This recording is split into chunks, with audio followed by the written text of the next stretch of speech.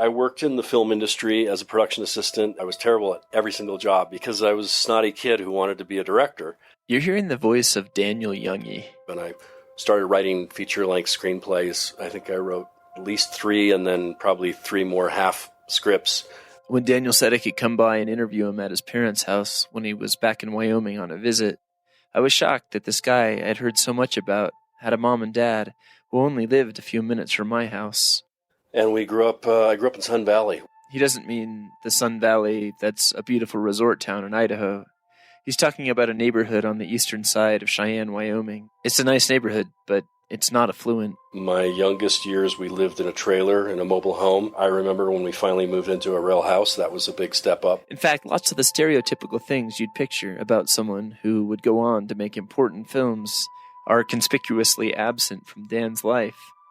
Kids in my high school were, riding bulls and, taking the welding class. And so how did this guy growing up in a town known for railroad workers and the world's largest outdoor rodeo go on to co-direct an Oscar-winning film in 2012 about acid attacks on Pakistani women? I didn't have the advantage of maybe growing up in D.C. or New York where you kind of have your finger on the pulse. On this episode of That Doesn't Happen Every Day, in which we interview everyday people about things that don't normally happen every day, we learn how growing up in a state that some people say doesn't even exist had a profound impact on a filmmaker whose work would eventually cover the life of Evel Knievel, religious fight clubs, and even the story of Legos.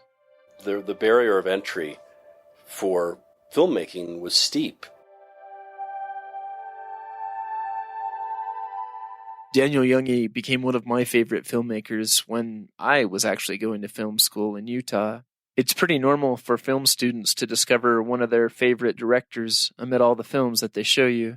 Stuff by Federico Fellini, Akira Kurosawa, Woody Allen. However, I found one of my favorite filmmakers not in a lecture hall, but late one night in my apartment. I didn't like living in Salt Lake City. It was too big for someone from Wyoming. I wasn't making friends, and in general, wasn't doing too good. But when I was flipping through the 4 channels of TV we got, I saw the mountains and open plains of Wyoming, where I wanted to go back to. I could still make films, but I couldn't make a film like that these days. That's a young person's game. I don't think I'd ever seen Wyoming on TV before, at least not the real Wyoming. In fact, most of the times I'd seen Wyoming in movies, it may be shot here, but it's supposed to be somewhere else.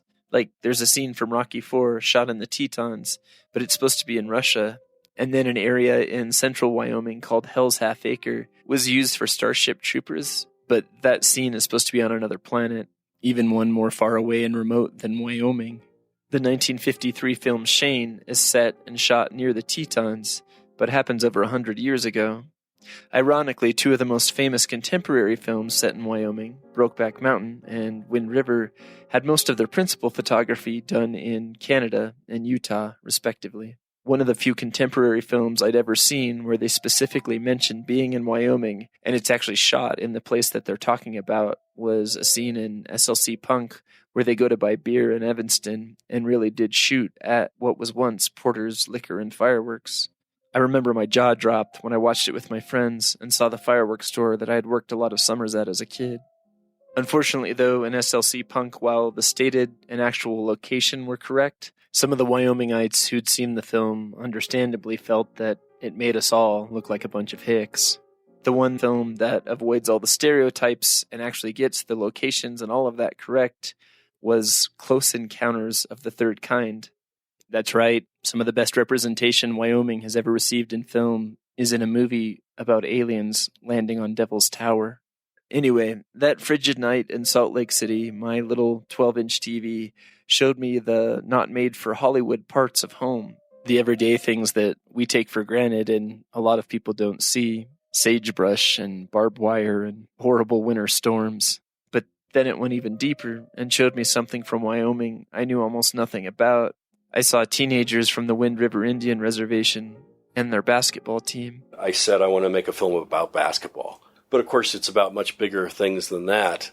It's about, growing up Native American. What I saw was Daniel Youngie's independent documentary, Chiefs. I knew that, there would be other issues to delve into, but using basketball as kind of that piece of access. I think a lot of White Chiefs continues to be one of my favorite films, aside from showing something honest and real from a state that's often not correctly represented, is that it has an integrity and an immediacy that not all documentaries have.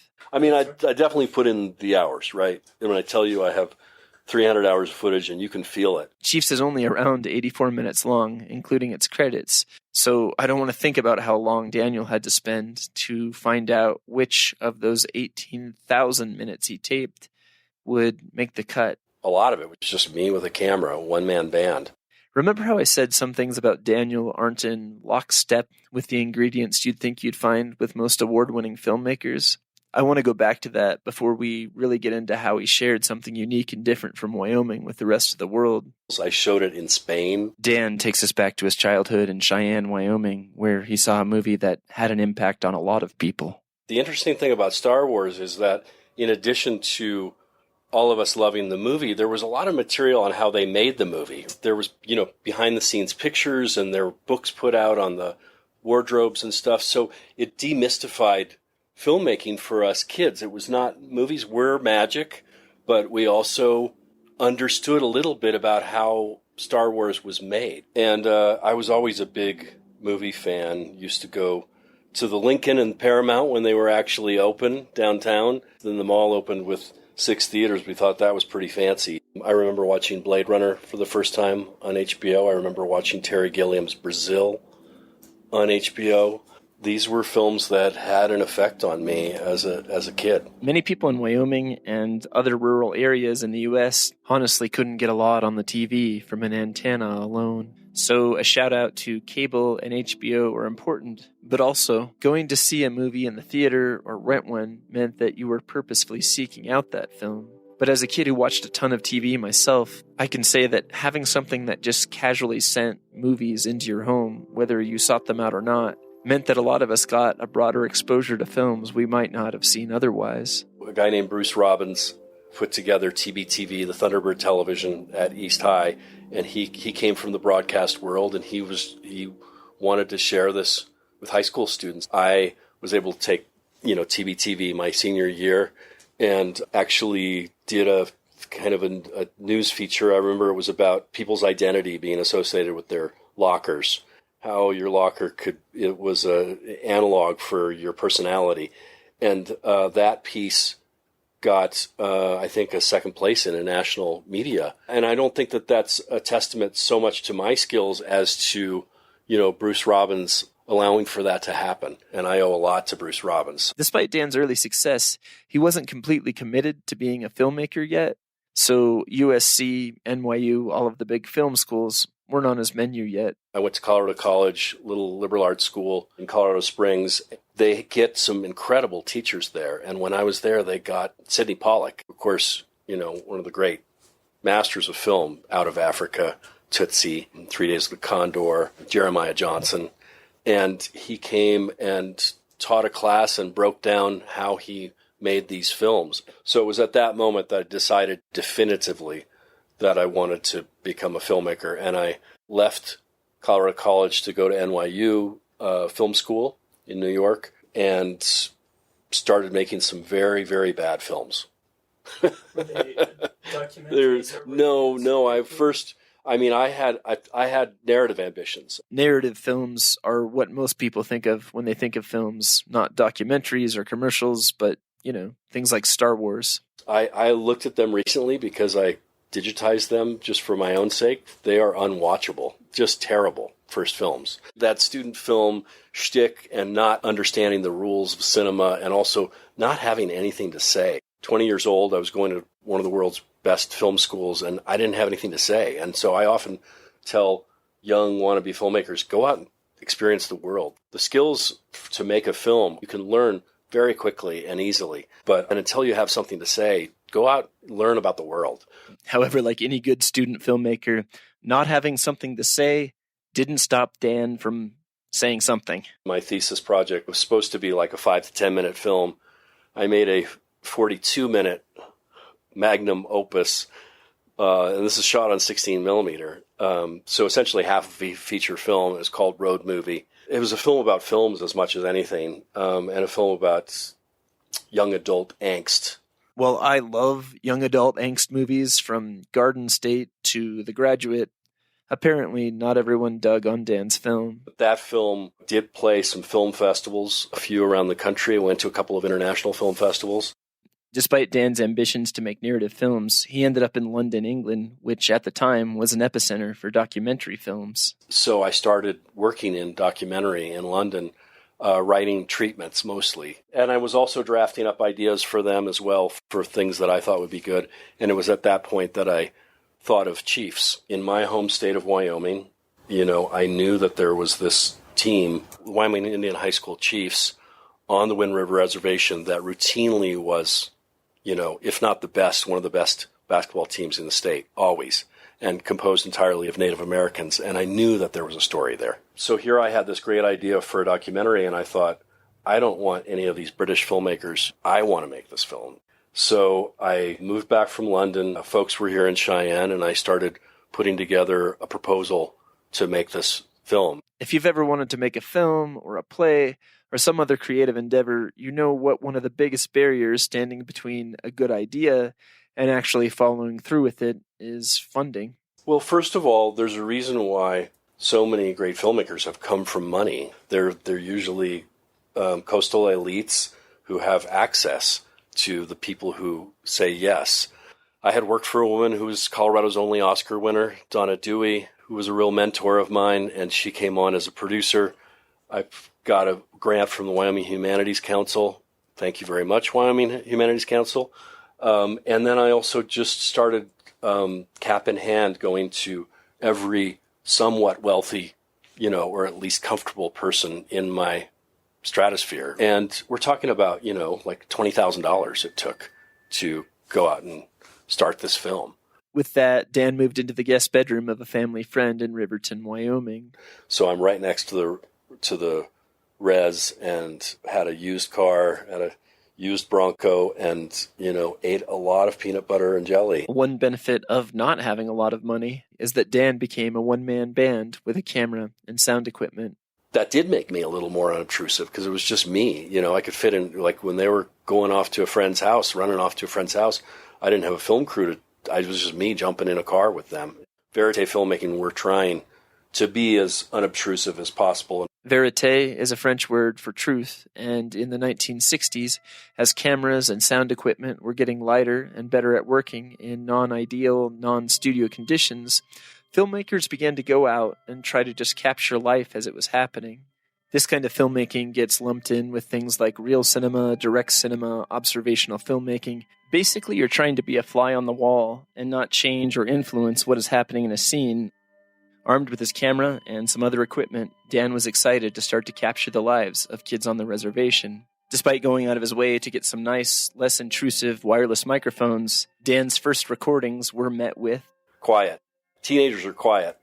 Now, and then I think in Native American culture there's a stoicism to the culture, and these Native American kids didn't talk much.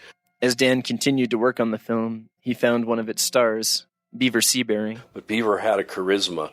He had a charisma and a depth to him that I knew would, somehow spoke to me and would speak to viewers. And, in retrospect, very generous to let me ride along with him, I've watched Cheese several times over the years, but one of the events Dan captured that still sticks with me happened to Beaver at Thanksgiving. He's got a rear quarter of an elk in his garage. It's stuck to the floor. And I don't know, just the sound of a frozen quarter of elk getting pulled off of the concrete floor is, that for some reason that always elicits a laugh when people are watching it. How many people have a elk quarter in their garage? It's about sustenance and about meat hunting. And to me, it's that thread of their culture still being alive. One of the reasons why I like this moment is it does show a cultural tradition that is still active, but it's not played up or anything. Dan just got it.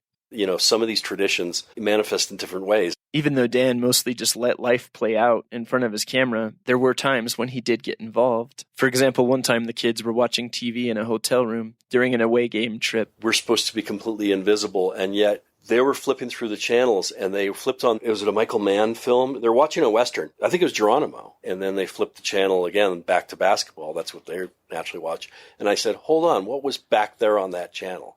So that's me kind of prodding them in a way. The film shows some native people being sent to prison and others being ordered to return to their reservation. And then, right away in the hotel room, at least a couple of the basketball players said, I would have fought to the death. These young men would have been warriors at that age. They would have been defending the tribe, clashing with other tribes, and ultimately clashing with Anglos. It's just interesting that they're commenting on that the night before they're going to play a rival in basketball. There's a lot there. Basketball is not just a metaphor for that, but it's a modern day incarnation of what they would have been doing, even 100 years prior. Since Dan isn't native or even from that part of Wyoming, I wanted him to be able to speak to any concerns anyone might have about him making a documentary about a group that he's not officially a part of. Outsiders, when we make films about Indigenous people, we succumb to stereotypes. And of course, for a long time, that was the brutal savage, the John Wayne stuff. But I think there's another stereotype often succumb to as well, and that's the noble savage, and that they don't have the same problems, foibles, misgivings that all of us do. And I think that film has had staying power because I was trying to be an honest broker and show that. And you see the kids getting high and failing tests, but at the same time you also see them going into sweats and preserving their culture and pulling elk quarters off of frozen floors, Dan has said that if he made the movie now, he would have to co-direct with an Indigenous person from the area, like he did for his film about the acid attacks in Pakistan. However, I want to make sure people understand that before he ever started taping, he did meet with members of the tribal government, and he also went out of his way to show his subjects the film and the tribal leaders as the film was being worked on. He described showing the film to a tribal elder. And when he saw the sweat scene, there was what looked like a stick. Someone was handing a stick to another person to go into the tent. No one, I certainly didn't draw my attention to it, but he froze the video and he said, that's the sacred pipe. That's our tribe's sacred pipe. And so I always ask my students, what would you do? Everyone's already signed the releases. You can do what you want. Would you keep it in the film? Would you not keep it in the film? It's interesting to hear students' reactions to that. What I did was I immediately pressed record and recorded over the top of that section of film, so it would never, not only would it not be in the film, it would not ever exist on videotape. I'd like to believe that it's one of those moments of showing responsibility as someone not from this culture, and the fact that it's still shown in Indian country, I hope it attests to that. There's a whole thing about this type of filmmaking, about being detached and just letting your film subjects be and do what they're going to be and do. But as the final buzzer of one of the championship games featured in the film rings, Dan found himself unable to completely detach anymore. You feel very close to them. And so when they lost that state championship, there were tears. They were devastated. They were moms and the boys themselves are crying. And it was hard for me to keep the camera steady because I was crying at that moment too, and that surprised me. And that's only happened to me a few times. I think some people are more empathetic filmmakers and more willing to emote from behind the camera, but that's one of those rare times that I felt like I was emotionally right there with the people, even though I was behind the camera. I remember tears coming down my face when I was filming, and I'm not always a terribly emotional guy, but I remember that. And talking about how Dan went on to do what he did, I'd be remiss if I didn't bring up this guy. This is tape 2. Today's the 20th of October, 1988, and I'm Mark Youngie, and we're talking to Dr. Dan Lill. That's Mark Youngie. He's Daniel's dad. Mark also went to great lengths to interview and record people from all over the place about what their lives were like. If you listen to the show a lot of the oral histories you'll hear were conducted and recorded by Mark. Clearly, he had a profound influence on me. You can see it's a pretty straight line from oral history interviews to documentary filmmaking. I asked Dan if he thought there were any other things about his upbringing and experiences far from Hollywood or New York that played a part in his becoming an award-winning filmmaker. This is the frontier still, Wyoming State Tribune. I was the sports editor there when I was age 14, which again is probably more of a testament to how badly they needed a sports editor than my skills. This phenomenon of young people getting opportunities in Wyoming that they usually don't get in bigger places, not to mention that we try to inculcate into our kids to figuratively and often literally grab the bull by the horns. Yeah, I can do this. I can make a film. I think might make Wyoming a great place for somebody to grow up who wants to become a filmmaker or pursue something that is not easy and in many cases requires a lot of thinking outside the box to get something done. Going to get in there and get her done, right? My heart is in that film, high school basketball in my home state of Wyoming. That film will always mean a lot to me. So it means a lot to me that it still has some staying power.